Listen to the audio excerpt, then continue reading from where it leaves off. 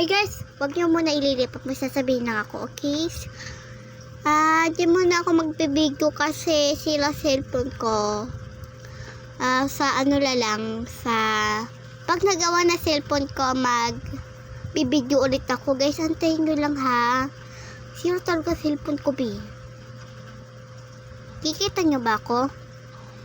Hindi ko nakikita kasi sila na nga.